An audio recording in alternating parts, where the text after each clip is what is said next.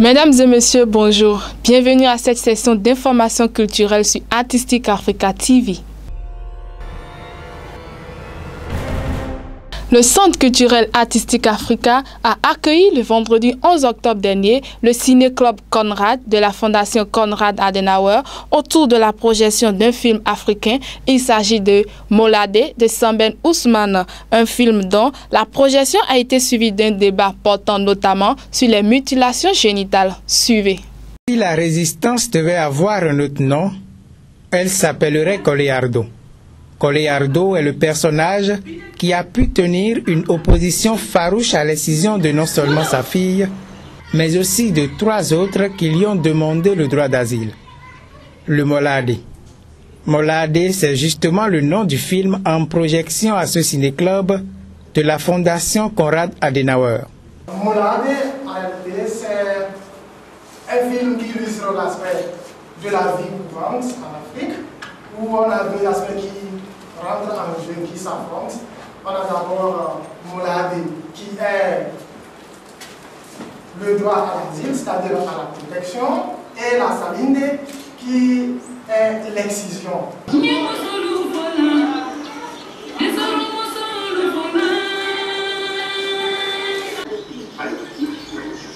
Il y a une préoccupation particulière que je n'ai pas retrouvée, celle de savoir si l'excision est pratiquée au Bénin ou pas. Si vous regardez le schéma, vous verrez que le Bénin est bel et bien là, et que lorsqu'on regarde les fréquences, les prévalences, disons, nous avons un Bénin qui affiche dans les 18% le cas d'excision.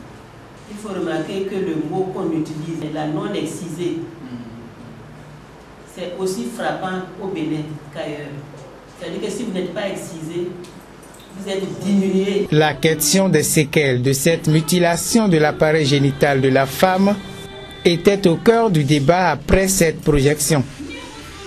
Moladé du cinéaste africain Samben Ousmane est le film choisi par Konrad Adenauer, cette fois-ci et toujours pour accompagner le programme Dialogue politique en Afrique de l'Ouest. Scène musicale du Bénin pour poursuivre la jeune chanteuse et non moins talentueuse Cédodé a donné un concert cabaret au Yes Papa de Cotonou. Plusieurs mélomanes ont afflué pour suivre de près les premiers pas professionnels de cette artiste, bien connue en milieu étudiant pour ses prouesses au sein des casseurs de l'université d'Abomey-Calavi. Suivez plutôt.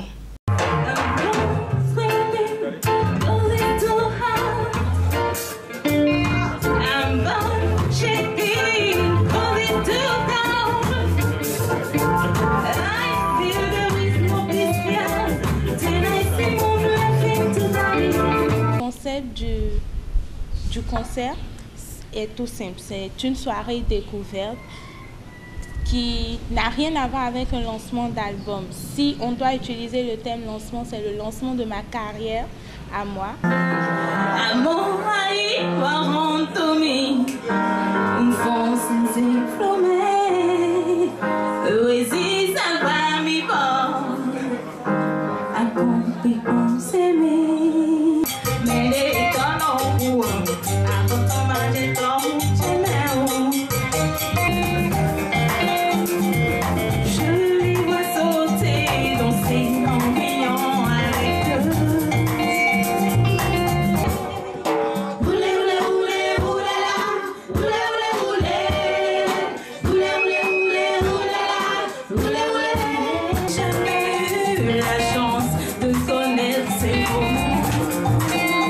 Par ce billet, je voulais me faire découvrir au public, je voulais m'annoncer au public avant de mettre mon single à disponibilité du public. Donc en fait, c'est ça le concept général.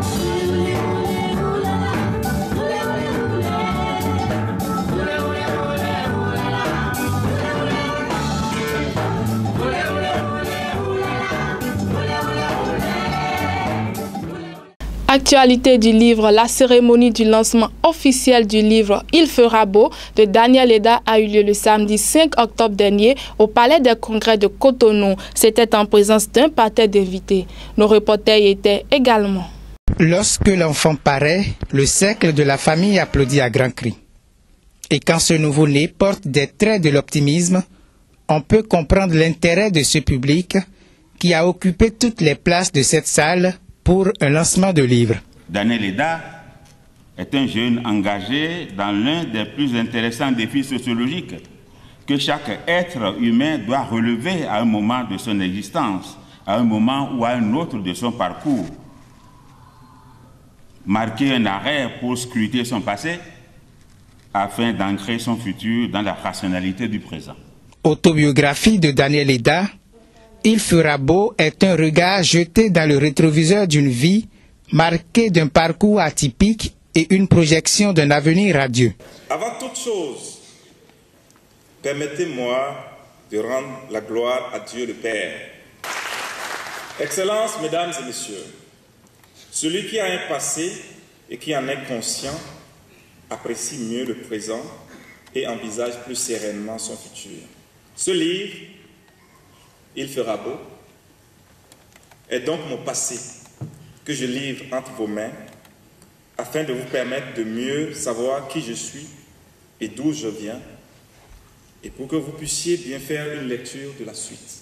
Chers amis, chers frères et sœurs, chers parents, Il fera beau est un message d'espoir.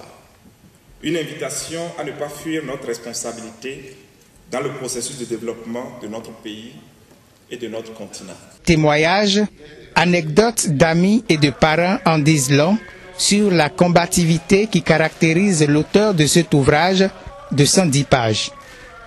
Ancien militant de regroupement estudiantin, Daniel Eda est un Béninois fonctionnaire de l'Organisation internationale de la francophonie à Libreville, au Gabon.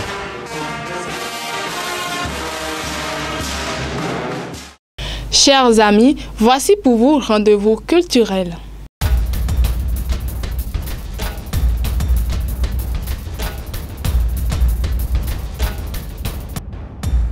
Le 8 novembre prochain, le Centre culturel artistique africain accueille à nouveau le Ciné-Club Conrad de la Fondation Konrad Adenauer en partenariat avec la chaire UNESCO des droits de la personne humaine et de la démocratie. Un film africain sera diffusé et suivi d'un débat.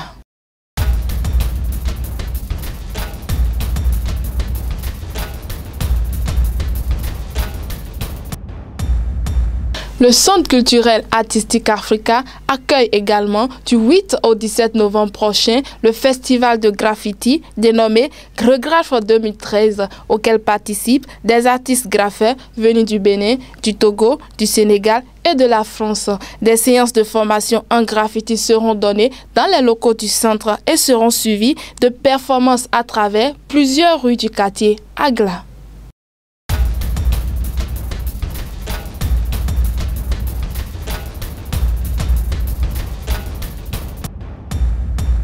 Toujours au Bénin, la 3e édition du Festival international du théâtre et de musique pour personnes handicapées aura lieu les 22 et 23 novembre prochains à l'Institut français de Parakou. L'édition 2013 de ce festival connaîtra la participation massive des artistes ici et d'ailleurs.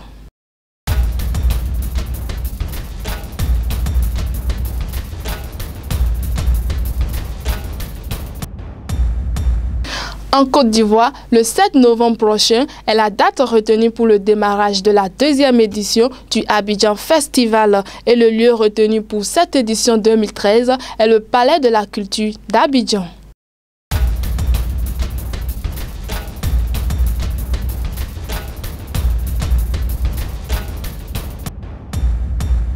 En France, le festival Niofa, initié par le chorégraphe Pierre Ndoumbe, aura lieu du 19 au 30 novembre prochain. Ce festival entre dans le cadre des échanges culturels entre le Sénégal et la France. Plusieurs artistes et personnalités y seront pour des échanges sur la question de citoyenneté.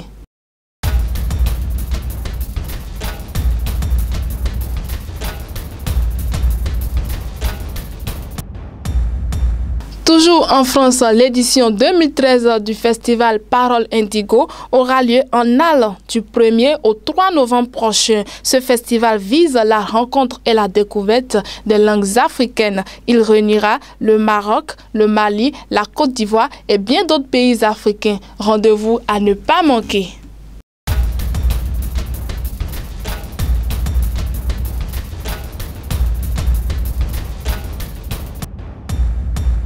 Morceau choisi de la finale du concours Bénin Révélation Star 2013 pour terminer ce bulletin d'information. L'objectif de l'événement étant rendre hommage aux artistes béninois à travers l'interprétation de leurs chansons par des plus jeunes. Nous vous proposons ici quelques moments forts de la phase finale qui s'est déroulée à l'espace Milton d'Abomey-Calavi. Suivez plutôt.